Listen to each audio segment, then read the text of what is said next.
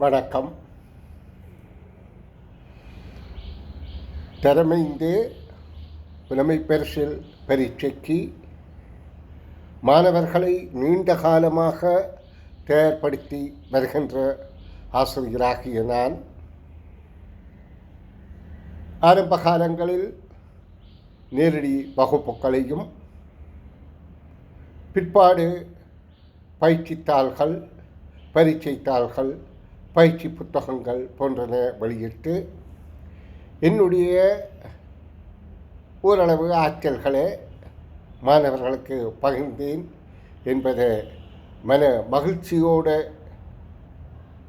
கூறிக்கொண்டு நான் இன்றைய காலகட்ட மாணவர்களுக்காக என்னுடைய அனுபவங்கள் வீண் போய்விடாமல் அவர்களுக்கு சேவை செய்யும் நோக்கில் செய்ய உள்ள சேவைகள் பற்றி அறியத்தர விரும்புகிறேன். நான் ஆரம்பத்தில் 95ஆம் ஆண்டில், அதாவது நாட்டின் அன்றைய சூழ்நிலையில் இடம்பெயர்வோடு கொழும்புக்கு வந்து கொழும்பில் என்னுடைய சகோதரரின் வெளியீட்டகத்தில் வெற்றிக்கனிகள் என்கின்ற ஒரு வெற்றிகரமான திறமைந்துக்கான இதழ்களை, ஏனென்றால் 95ஆம் ஆண்டில் அதற்கு முதல் கணிதம், தமிழ் என்ற இரு பாடப்பரப்புகளாக புலமைப்பரிசில் பரீட்சை நடந்து கொண்டிருந்தது. அப்போ 95ஆம் ஆண்டுக்கு பின்புதான் அது வினாத்தாள் 1 நுண்ணறிவு விவேகம் சார்ந்த கேள்விகளையும், வினாத்தாள் 2 பாடசாலை பாடப்பரப்பு கேள்விகளுமாக இடம்பெற்றன. இந்த சந்தர்ப்பத்திலே அந்த நுண்ணறிவு பொது விவேக விடயங்கள் எல்லோருக்கும் ஒரு சங்கட நிலை ஏற்பட்ட போது ஏதோ எங்களால் முடிந்த அளவில் வெற்றிக்கனி என்கின்ற 12 இதழ் ஊடாக 95ஆம் ஆண்டில் நான் அந்த காலத்தில் பயிற்சித்தாள்களை தயாரித்து வழங்கி மிக ஒரு பெரு வெற்றியை அடைந்திருந்தேன். அதைத் தொடர்ந்து என்ற கற்பித்தலும் முன்னோக்கி சென்றது. அதற்காக நான் எல்லாமே திறமை என்று சொல்வதற்கில்லை, இறையருளும் ஏதோ எங்களால் முடிந்த அளவுக்கு நடந்தது. குறைபாடுகள் கணக்க இருக்கலாம், நியாயம் இருக்கின்றது. ஆயினும் பல்லாயிரக்கணக்கான மாணவர்களை வழிநடத்தின அந்த அனுபவம் இப்போ 95ஆம் ஆண்டில் இருந்து இந்த புதிய முறைக்கு பரீட்சை வந்ததில் இருந்து இந்த பரீட்சையோடே ஆழ்ந்திருக்கின்ற என்னுடைய ஆளுமை என்னென்னா, இந்த பரீட்சைத்தாள்களை பார்ப்பது, வினாக்களை பார்ப்பது, வினாக்களுக்கு எப்படி பிள்ளைகளுக்கு பயிற்சி அளிப்பது என்பது போன்ற விடயங்கள் தான் என்னுடைய சிந்தை முழுவதும் இருக்கின்றது. அப்போ அந்த ஆற்றல் வீணாக போயிடக்கூடாது. ஏனென்றால் இப்போ எனக்கு முதுமை காலம் வந்திருந்தாலும் என்னால் முடிந்தளவில் நாங்கள் காரியத்தை செய்வோம் என்று ஆரம்பித்து பரீட்சைத்தாள்கள் முந்தி ஒரு 10 வருடம் முன்னால் பாடசாலைகளுக்கு அனுப்பி கொண்டிருந்த நான் பின்பு அதாவது தபால் கட்டணங்கள் அதிகரித்ததோடு அதை நிறுத்திவிட்டேன்.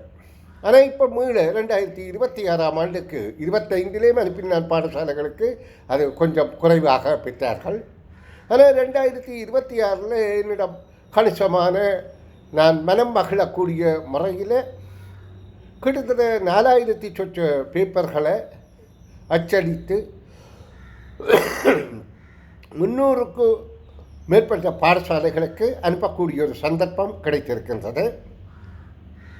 இது அதாவது நான் பேசுவது எல்லாம் அகந்தையால் பேசணும் என்று தயவு செய்து கருதி விடாதீர்கள். அப்படி கருதினா அது உங்களோட பிள்ளை. ஏனென்றால் நாங்கள் ஒரு பொருளை, ஒரு விடயத்தை கேட்கிற போது எங்களுக்கு உள்ள சிந்தனையை வைத்துக்கொண்டு தான் அதை கேட்போம். அப்போ எங்களுடைய சிந்தனை பிள்ளையாக இருந்தால் கேட்கப்படுற விடயமும் பிள்ளையாகத்தான் தெரியும். அப்போ நான் உண்மையிலேயே என்னுடைய முதுமை காலத்திலே இது ஒரு சேவை நோக்கோடு செய்ய வேண்டும் என்பதற்காகத்தான் இந்த ஒரு பாரிய முயற்சியில் ஈடுபட்டிருக்கேன். ஏனென்றால் நான் பிள்ளைகளை நிறைய படிப்பித்து விட்டேன். அதால் என்னுடைய பிள்ளைகளும் மிக உயர்ந்த நிலையில் இருக்கிறார்கள். அப்போ இனி வரும் காலங்களில் நான் பெரிதாக சேமிக்க வேண்டும் என்றோ உழைக்க வேண்டும் என்ற கட்டம் எனக்கு இல்லை. ஆனால் இப்போ நான் வாழ்க்கையின் இறுதிக்கால கட்டம், அனைவருக்கும் இறுதிக்காலம் இருக்குதானே. அப்போ இறுதிக்கால கட்டத்தில் சேவை செய்ய வேணும் என்ற நோக்கத்தோடு தான் இந்த பாரிய முயற்சியில் ஈடுபடுகின்றேன்.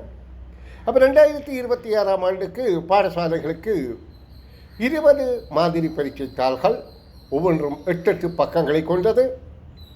அதாவது வினாத்தாள் 1 8 பக்கம், வினாத்தாள் 2 8 பக்கங்களாக மொத்தம் 16 பக்கம். 2 பரீட்சையாகத்தான் வைத்தேன். பரீட்சை 1 பரீட்சை 2ன்னா பரீட்சை 1 வினாத்தாள் 1, பரீட்சை 2 வினாத்தாள் 2. அதை கூடி விளங்கிக் கொள்ள முடியாமல் சில விசனப்படுவது கொஞ்சம் கவலைக்குரியதாக இருக்கின்றது. என்ன காரணம் என்றால், நீங்கள் தரமைந்து புலமை பரிசில் பரீட்சைக்கு கற்பிக்க போகிற ஆசிரியர்கள் நீங்கள் உங்களை தகுதியாக்கி கொள்ள வேண்டும். தவறில்லை, தவறாக கருதுவது தவறில்லை. ஆனால் தவற திரும்ப செய்தால் அது தவறு தானே.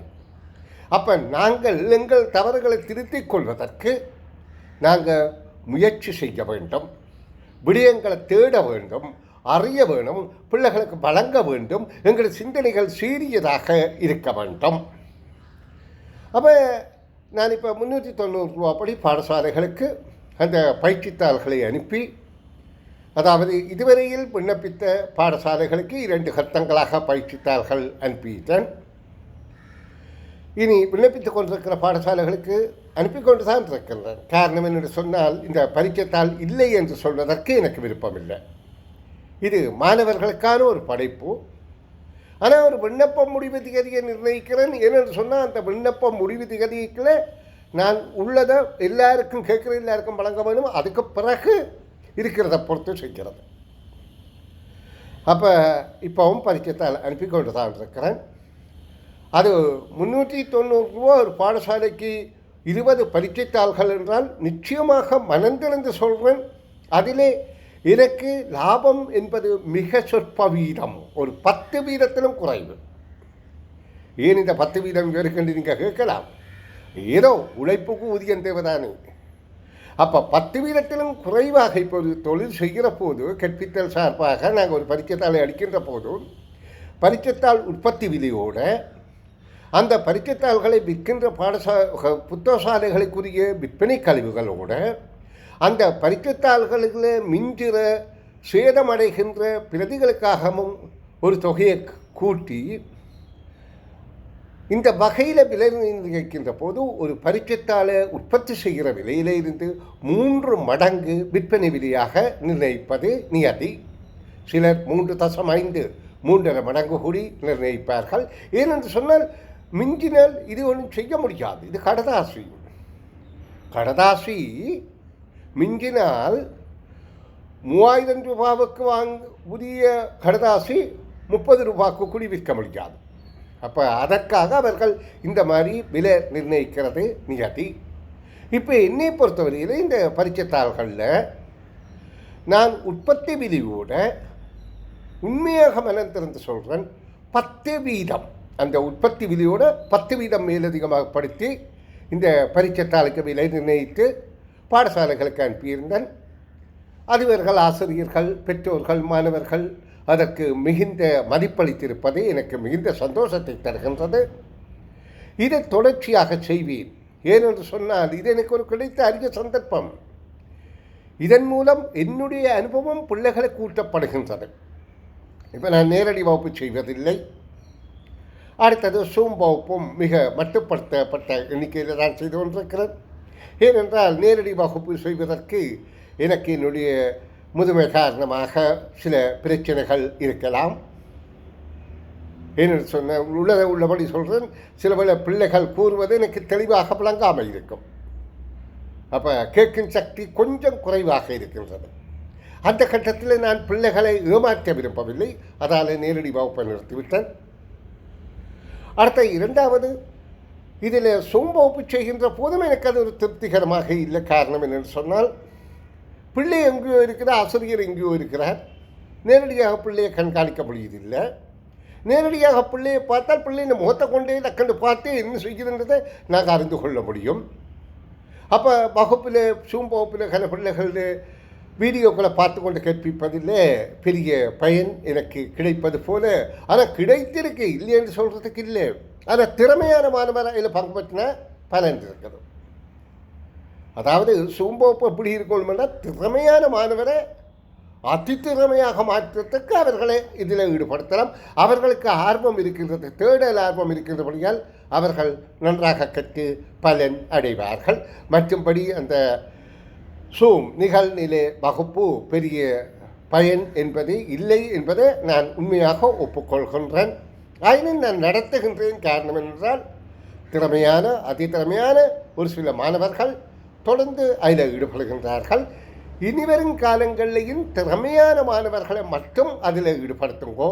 எல்லாரையும் ஈடுபடுத்தி அந்த பிள்ளையை மனக்கலசமாக்கி, அதாவது பிள்ளைக்கு இது ஒரு பெரிய கலக்கத்தை உண்டு பண்ணாமல், ஏனென்றால் உள்ளதை உள்ளபடி சொல்கிறேன். கடந்த காலங்களில் அரச பரீட்சை நடந்த பிறகு 2025ஆம் ஆண்டு அரச பரீட்சைத்தால் நான் உடனே கிடைத்த உடனே அரச பரீட்சை நடந்து பேப்பர் கிடைத்த உடனே நான் அதுக்கு ஆன்சர் வழங்குறது வழக்கம்.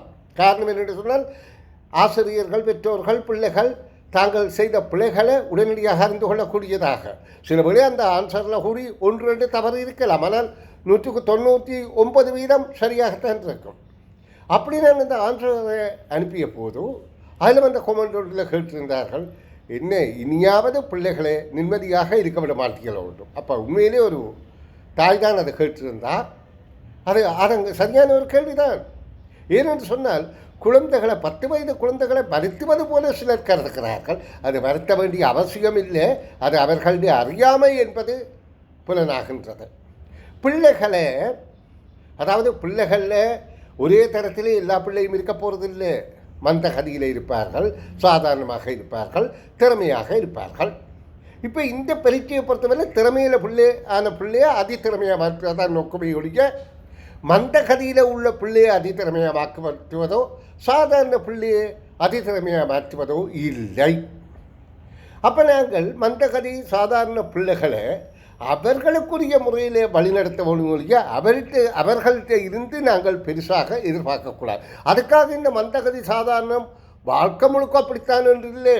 உங்களுக்கு தெரியும், தரமைந்து புலமை பரீட்சையில் குறைந்த புள்ளி எடுத்தவன் காபோதா உயர்தர பரீட்சையில் உயர் புள்ளிகள் எடுத்து அவன் பல துறைகளில் போய் தொடர்ச்சியாக மிக மிக சிறப்பாக தனது வாழ்க்கையை கொண்டு நடத்துகின்றார். அப்போ இந்த கற்பித்தலை பற்றிய என்னுடைய கருத்துக்களை இப்போ நான் சொல்லியிருக்கிறேன். இப்போ நான் சொல்ல வருகின்ற முக்கியமான விடயம் என்னென்றால், நான் இப்போ என்னுடைய பயிற்சித்தாள்கள் பாடசாலைகளுக்கு அனுப்பிவிட்டேன். மொத்தம் 20 பரீட்சைத்தாள் இதுவரையில் விண்ணப்பித்த அனைவருக்கும் அனுப்பிவிட்டேன். அதில் வினாத்தாள் 1 40 கேள்விகள், வினாத்தாள் 2 60 கேள்விகள். அப்போ வினாத்தாள் 1க்கு ஒவ்வொரு கேள்விக்கும் 2.5 புள்ளி வீதம், மொத்தம் 100 புள்ளிகள். வினாத்தாள் 2 கணிதத்துக்கு 30 புள்ளி, தமிழ் மொழி விருத்திக்கு 30 புள்ளி, சுற்றாடலுக்கு 30 புள்ளி, ஆங்கில சிங்களத்துக்கு 10 புள்ளிகள், கிட்டத்தட்ட 8 10 சீராக செய்திருந்தால் 2 என்று சொல்லி 100 புள்ளிகளாக வழங்கப்படும்.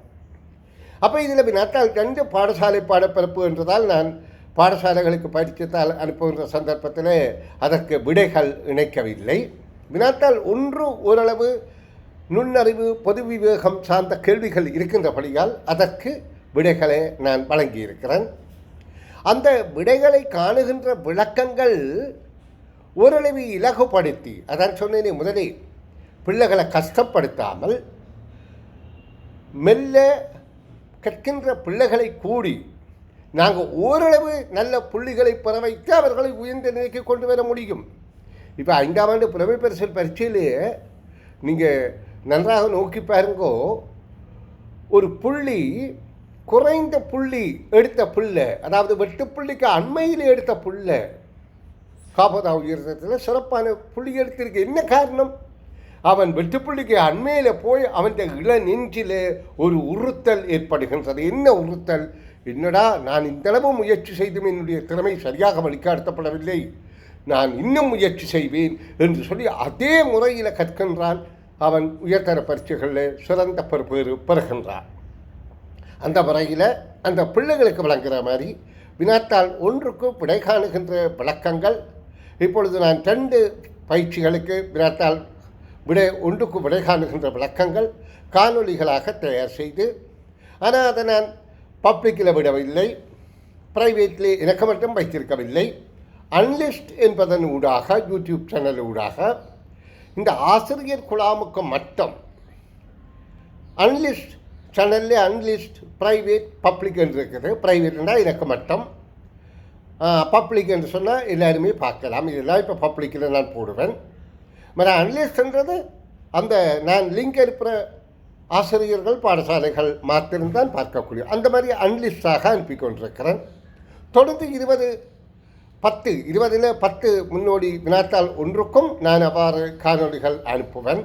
அதை பார்ப்பதன் மூலம் சில ஆசிரியர்கள் தங்களுக்குரிய சிறிய சந்தேகங்களை நிவர்த்தி செய்து பிள்ளைகளை திறம்பட வழிகாட்ட முடியும் என நான் எதிர்பார்க்கின்றேன். அந்த வகையிலே அனுப்பப்படுகின்ற இந்த காணொலிகள் எல்லாம் ஜூலை மாதத்துக்கு பிறகு, ஏனென்றால் நான் இப்போ பரீட்சைத்தாள்களை அனுப்பிய பாடசாலைகளுக்கு ஜூன் மாதத்துக்குள்ளே இந்த பரீட்சையை செய்துவிடுங்கள் என அவர்களை அறிவுறுத்தி இருக்கின்றேன். அப்போ அவர்களுக்கு ஜூலைக்கு பிறகு இது நான் பப்ளிக்கில் இந்த காணொலியை போடுவேன். என்றால் ஆகஸ்டில் எக்ஸாம் நடக்கிறதுக்கு முதல்ல பப்ளிக்கில் எல்லாரும் பயன்பெறும் நோக்கில். அது மட்டுமல்லாமல் இந்த பரீட்சைத்தாள்கள் பாடசாலைகளுக்கு ஜூன் வரைக்கும் தான் பாடசாலைகளுக்கு விநியோகம். அதுக்கு பிறகு பாடசாலைகளுக்கு நான் விநியோகிக்க மாட்டேன். பிறகு தனிப்பட்ட பரீட்சார்த்திகளுக்காக அதனை கடைகளிலையும் விற்க வேண்டி இருக்கின்றது, தனியாகவும் விற்பனை செய்ய இருக்கின்றேன். விற்பனை விலை நிச்சயமாக கடைகளில் விற்கின்ற போது நான் முதலில் ஏற்கனவே குறிப்பிட்டபடி விலை 2 மடங்காக மாறும் என்பதை தெரிந்து கொள்ளுங்கோ. அப்போ இந்த விடயங்களை உங்களுக்கு தெரியப்படுத்த வேண்டும் என்பதற்காக இந்த காணொலியை தயார் செய்தேன். தொடர்ந்து உங்கள் ஆதரவுகளையும் முயற்சிகளையும் தாருங்கள் என கூறிக்கொண்டு இந்த காணொலியை நிறைவு செய்கின்றேன். நன்று. மீண்டும் மீண்டும் எங்கள் முயற்சிகளை செய்து நல்ல பெறுபவர்களை பெறுவோமாக. நன்று.